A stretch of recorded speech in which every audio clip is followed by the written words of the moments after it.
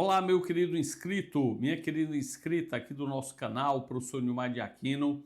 Nesta aula, nós vamos responder as questões de processo civil da banca IBFC, voltado para o teu concurso do TJ de Pernambuco, dentro do projeto Oráculo dos Concursos.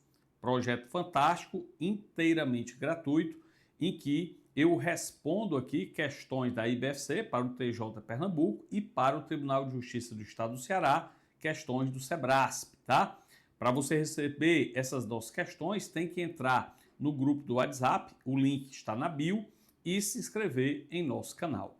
Eu coloco semanalmente as questões lá no grupo e aí, no dia imediatamente posterior, eu faço aqui os comentários, beleza? Então hoje chegou a vez de processo civil. Eu elegi aqui dois assuntos extremamente importantes que geralmente os alunos não estudam, que são respectivamente recursos e cumprimento de sentença, bem como processo autônomo de execução, né? Nós podemos resumir como recurso e execução dentro do processo sincrético a fase executiva, que é o cumprimento de sentença, tá certo? Então vamos lá, vamos logo para a primeira questão. Tá aí no teu slide, primeira questão que diz assim: o recurso é o meio de impugnação pela qual a parte tem a oportunidade de pedir o reexame de decisão proferida no processo, sendo um importante mecanismo de garantia do contraditório e da ampla defesa. A partir dessa premissa e das disposições gerais trazidas pelo CPC acerca dos recursos, assinale a alternativa correta. Item A. O recurso adesivo, apesar de subordinado ao recurso independente, será conhecido mesmo se houver desistência do recurso principal. Errado. Presta atenção aqui, pessoal, que é o seguinte: nós temos, em verdade, não um recurso adesivo. Nós temos uma técnica adesiva. Portanto, o chamado recurso adesivo é uma técnica recursal. É uma técnica de interposição de recurso. Ou você interpõe o recurso de forma autônoma, independente, ou de forma adesiva. Lembrem-se que o chamado recurso adesivo, ele é um recurso acessório e, portanto, dependente do recurso principal da outra parte, da parte adversa. E, portanto, segue-se aqui o princípio da gravitação jurídica. O acessório segue o principal. Sendo assim, tudo que acontecer com o recurso principal tem reflexo, obviamente, no recurso acessório. Ora, se a parte desistir do recurso interposto, obviamente que o recurso adesivo sequer será conhecido. Exatamente porque a sua razão de existir foi a outra parte ter ajuizado ali o recurso principal, pegando a parte que recorreu de forma adesiva de surpresa, tá? Então, por isso a assertiva está errada. Passemos para a análise da assertiva B de bola. Vem comigo. B de bola diz o seguinte: o recorrente poderá, a qualquer tempo, desde que haja anuência dos litisconsortes, desistir do recurso. Também errada a assertiva. Veja, pessoal, a desistência do recurso independe da aceitação do recorrido, ou seja, da outra parte, e dos litisconsortes. Independe. E veja, independe da aceitação do recorrido, pouco importando ter ele apresentado contra-razões ou não. Cuidado que as bancas de concurso pegam vocês exatamente nessa questão, querendo confundir a interposição do recurso com o ajuizamento da ação. Lá no ajuizamento da ação, se o autor da demanda dela desistir, há necessidade de se verificar se o réu já contestou ou não. Se ele não tiver ainda contestado, a desistência independe da anuência do réu. Mas se o réu já tiver contestado, a desistência dependerá da sua autorização, da sua anuência. Aqui no recurso não existe isso e as bancas vão querer confundir vocês, dizendo que o recorrido já apresentou contra-razões, que são a resposta do recurso interposto, E por isso, obviamente que dependeria da aceitação do recorrido. Não depende, tá? Em qualquer situação, independe da aceitação do recorrido e também dos litis consortes. Daí o erro da assertiva. Vem comigo, vamos para a C de casa, que diz o seguinte: a desistência do recurso não impede a análise de questão cuja repercussão geral já tenha sido reconhecida e daquela objeto de julgamento de recursos extraordinários ou especiais repetitivos. Assertiva correta, pessoal. Cuidado aqui, que como a gente viu, a parte recorrente pode desistir do recurso, né? Independentemente da aceitação do recorrido. Agora, presta atenção que se a repercussão geral do recurso extraordinário já foi reconhecida pelo STF, como é questão de ordem pública, percebam vocês que o fato do recorrente desistir da interposição do recurso extraordinário não impede a análise de repercussão geral pelo STF. Do mesmo modo que acontece nos recursos especiais e extraordinários repetitivos.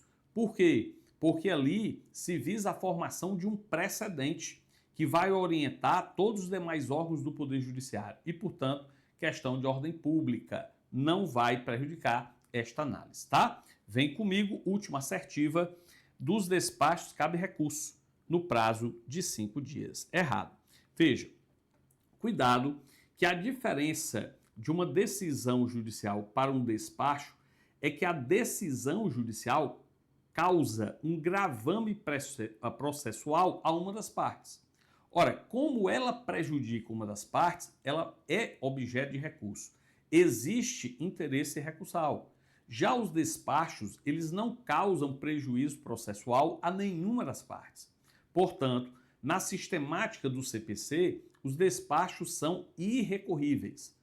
Cuidado, porque se aparecer na sua prova, como apareceu aqui, na assertiva dedidado, você vai dizer que os despachos são irrecorríveis, tá? Em conformidade com o CPC. Todavia, eu lembro que o STF tem posição consolidada afirmando que excepcionalmente, pode se recorrer de um despacho, tá? Em caso de contradição ou de omissão. Então, veja, suponha que, de obscuridade, né? Então, dentro das hipóteses de cabimento dos embargos de declaração. Imagine o juiz proferir um despacho direcionado ao teu cliente, você enquanto advogado ou advogada, e você não entendeu bulhufas do que diz aí o despacho do magistrado. Você tenta conversar com ele para esclarecer e, como vocês bem sabem, quem é advogado sabe disso, o contato com o magistrado às vezes é complicado, ele não quer receber você. E aí, o que é que você faz? Mata o juiz? Obviamente que não, né? Você vai fazer o quê? Recorrer, interpondo embargos de declaração. Por isso que o STF, no meu entender, de forma acertada, possibilita esse recurso de forma excepcional. Agora, cuidado, você só vai marcar isso em prova se a tua questão for expressa, afirmando que é em conformidade com a jurisprudência do STF, ok? Então, vem aqui comigo. Portanto, aí, primeira questão, C de casa. Vamos para a segunda questão. Segundo o CPC, em face das sentenças, cabe o recurso de apelação.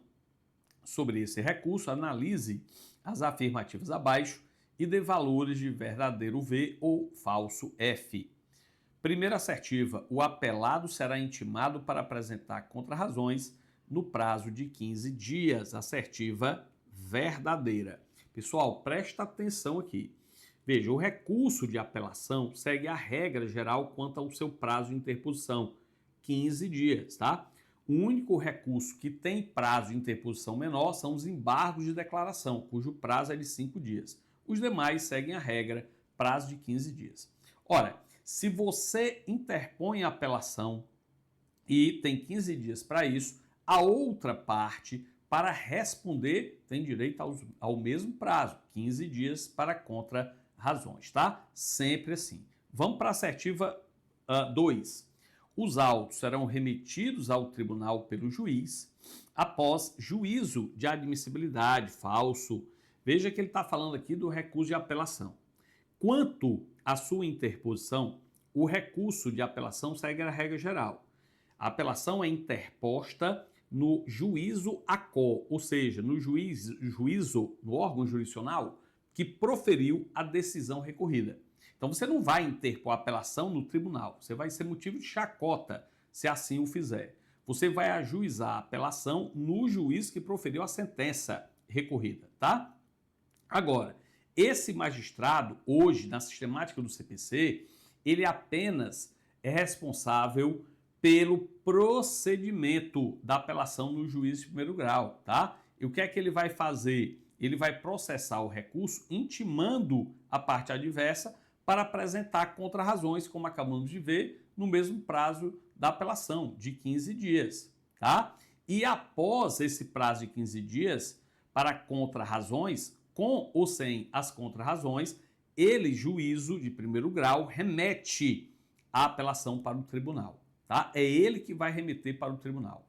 No tribunal, nós teremos a realização do juízo de admissibilidade e, se for positivo, nós teremos o julgamento do mérito da apelação. Lembrem-se, a regra é que o juízo de admissibilidade atualmente seja realizado apenas e tão somente no órgão ad quem, ou seja, no órgão julgador do recurso.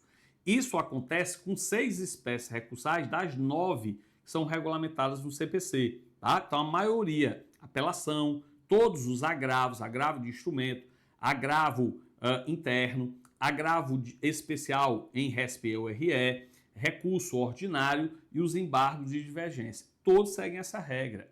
Agora, os 2 únicos recursos que possuem um juízo de admissibilidade duplo, tanto no juízo ACO como no juízo ad quem, são, respectivamente, o recurso especial e o recurso extraordinário, ou seja, os recursos excepcionais, tá? Então vem comigo, vamos para a última assertiva.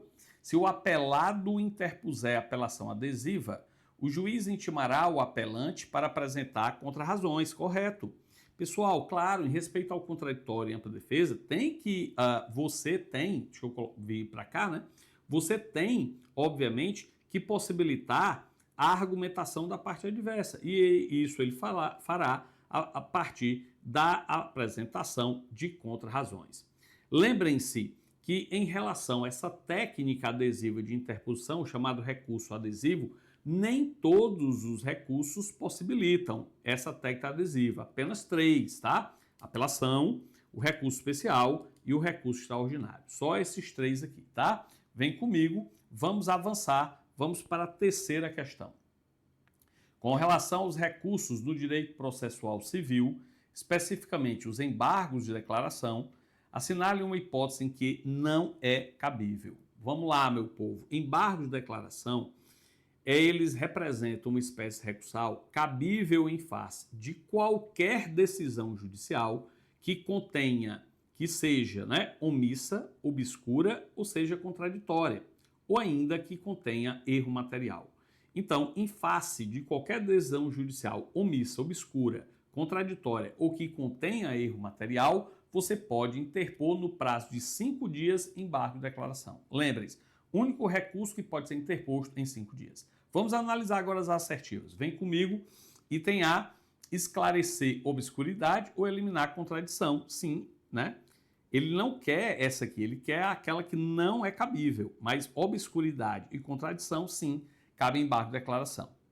B de bola, suprir omissão, sim, também, suprir omissão, como a gente viu, e corrigir erro material. Então, a assertiva C é aquela que os embargos de declaração não é cabível, para ampliar as questões veiculadas no recurso, para incluir teses que não foram anteriormente suscitadas. Exatamente, isso aqui não é objeto dos embargos de declaração. E aí, passando para a quarta questão, nós já temos aqui a fase executiva do processo sincrético, que é o cumprimento de sentença, tá? Lembrem-se que o cumprimento de sentença é a fase executiva de título executivo judicial. Todo título executivo judicial vai ser executado nesta fase chamada cumprimento de sentença, tá? Lembrando que a sentença arbitral é título executivo judicial ainda que não seja proferida por um magistrado, é proferido por um árbitro, não é proferida por um árbitro. Sendo assim, vamos analisar as assertivas. Vamos lá para a primeira assertiva. O cumprimento de sentença pode ser iniciado de ofício pelo juiz, jamais. Lembrem-se, pessoal, o cumprimento de sentença, ele é iniciado a requerimento do credor, do exequente, tá? Inclusive, neste requerimento, obviamente, ele tem que pedir ao magistrado a abertura da fase executiva do cumprimento de sentença e tem que instruir esse seu requerimento com duas peças principais. O título executivo a ser executado, né, a fim do juiz saber se ele é lícito, certo e exigível, e também com demonstrativo atualizado e discriminado do crédito a ser executado. Não esqueça disso, beleza? Mas nunca de ofício pelo juiz. Vem comigo, vamos B de bola, que diz o seguinte: o prazo de 15 dias para pagamento voluntário é contado em dias corridos. Assertiva errada. Veja, presta atenção aqui, que lá no meu curso de processo civil, eu explico aos alunos em atos processuais que, obviamente, hoje, no regime do CPC, prazos processuais contados em dias são contados apenas em dias úteis. Mas isso vai acontecer, preste bastante atenção, quando este prazo é aberto, é voltado à atuação de um profissional que tem a capacidade postulatória. Eu estou falando do advogado. Então, veja, se é um prazo aberto para contestar, recorrer, impugnar, replicar, note, são peças que só podem ser feitas por advogados. Então, esse prazo será contado em dia útil. Todavia, quando o prazo for direcionado à atuação da parte especificamente, o prazo será contado em dias corridos. Preste atenção, lá na execução de alimentos, o devedor de alimentos é citado para pagar em 3 dias. Eu te pergunto, quem é que vai pagar? É o advogado dele ou é o devedor? É claro que é o devedor. Então, o prazo de 3 dias é corrido. Do mesmo modo, na ação de imissão na posse, o ocupante indevido, ele é intimado para desocupar o bem em 30 dias. 30 dias. Esses 30 dias são corridos ou contados em dias úteis? Corridos. Por quê? Porque é direcionado à atuação da parte. Observe que essa regra é observada inclusive no STJ. Mas nesta situação do cumprimento de sentença, existe uma exceção. Daí ser tão perguntado em prova. Eu não concordo com essa exceção do STJ, mas na prova não cai, eu já sou careca de afirmar isso para os alunos, não cai o que eu acho ou deixo de achar. Cai o posicionamento do STJ e do STF, dos tribunais superiores. E o STJ diz que no cumprimento de sentença, esse prazo de 15 dias para pagamento voluntário é contado em dias úteis, tá? Veja, como a gente viu, o credor requer a abertura do cumprimento de sentença, o juiz recebe, analisa todos os requisitos, se tudo estiver ok, ele vai determinar a intimação do devedor para pagar em 15 dias. Esse prazo de 15 dias, o STJ diz que é contado em dias úteis, porque, no entendimento do STJ, existe a atuação do advogado aqui. Veja, cuidado, não é bem como o STJ defende. Existe a atuação do advogado não para o ato, ou seja, não para o pagamento, mas para a intimação. Porque a nossa lei diz que se o devedor tiver advogado particular, ele será intimado na pessoa do advogado, pela publicação no Diário Oficial da Justiça. Então, note, o advogado participa da intimação do devedor, tá? Não é do ato em si que é o pagamento, mas em respeito à adesão do STJ para concurso, é isso que vale, tá certo? Então, por isso a assertiva é errada. Vem comigo, C de casa, o devedor será intimado, via de regra, pessoalmente por mandado judicial, a ser cumprido por oficial de justiça errado. Veja, o devedor, pessoal, será intimado, como eu disse há pouco, via de regra, na pessoa do advogado pela mera publicação no Diário Oficial da Justiça.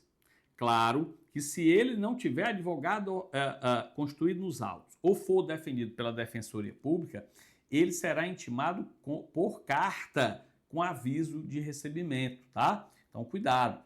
Há ainda regra específica no Código, afirmando que se na fase cognitiva ele foi réu-revel, ele será intimado aqui na fase executiva do cumprimento de sentença por edital, tá? Então, cuidado. Se ele foi réu-revel lá, citado por edital, aqui ele será intimado por edital. Não esqueça disso, beleza? Vem comigo, vamos para a última assertiva.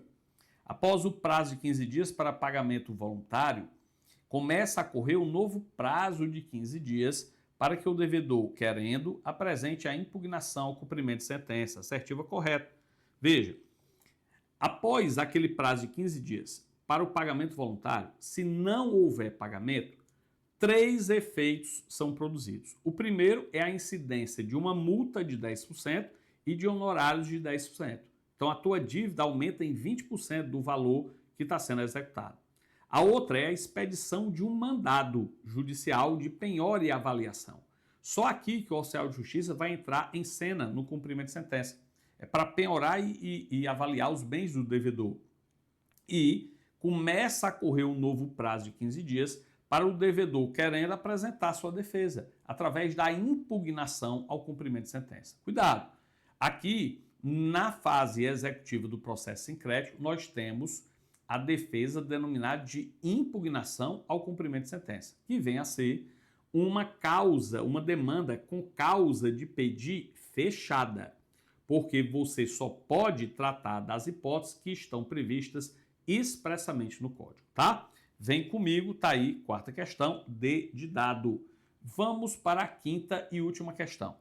Sobre as defesas do executado, assinale a alternativa correta.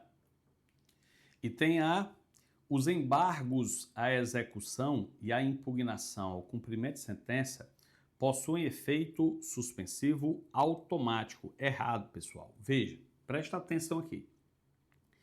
Nem a impugnação ao cumprimento de sentença, nem os embargos os embargos à execução possuem efeito suspensivo automático. Não possuem mais, tá?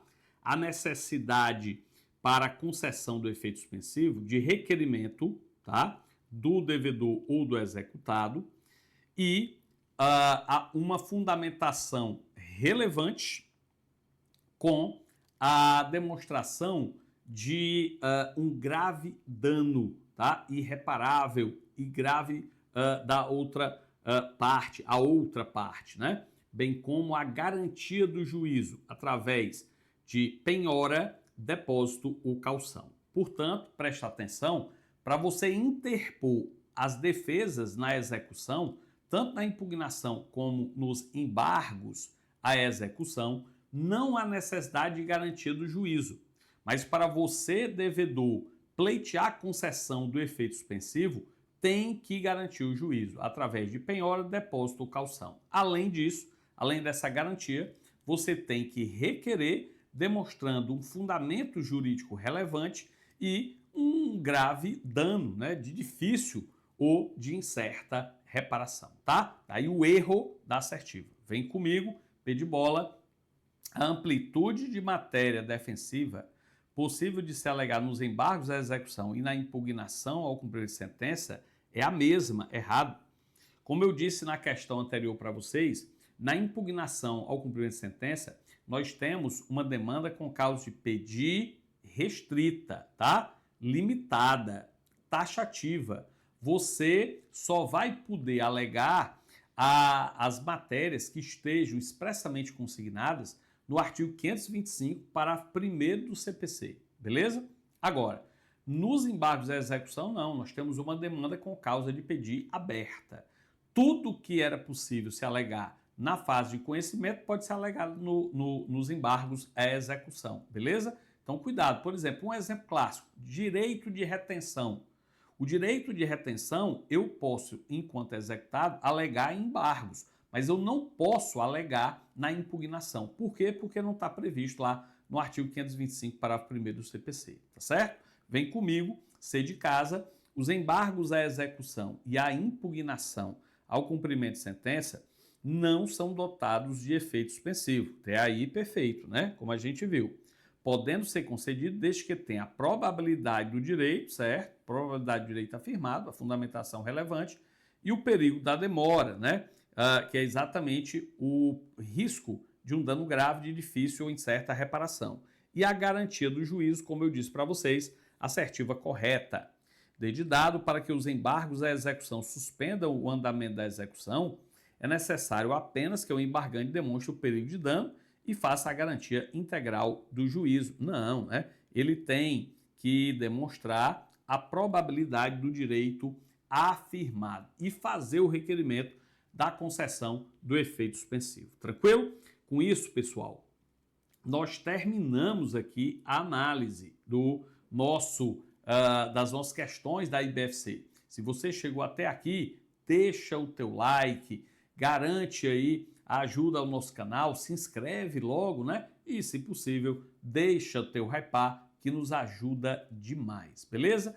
Veja que ainda hoje eu coloco no grupo lá do WhatsApp as questões de processo civil do Sebrasp e amanhã tem os comentários aqui no canal. Não percam, ainda essa semana também eu vou analisar as questões de civil, processo civil e processo penal, também de direito constitucional, ainda ao longo dessa semana, da prova do TJ do Paraná, né, que foi Instituto AOCP, que é uma banca parecida, tá? Muito parecida com a IBFC. Então fiquem ligados que essa semana nós vamos comentar também essa prova, que pegou muita gente de surpresa. No mais, gratidão, forte abraço em todos, até a próxima, se Deus quiser.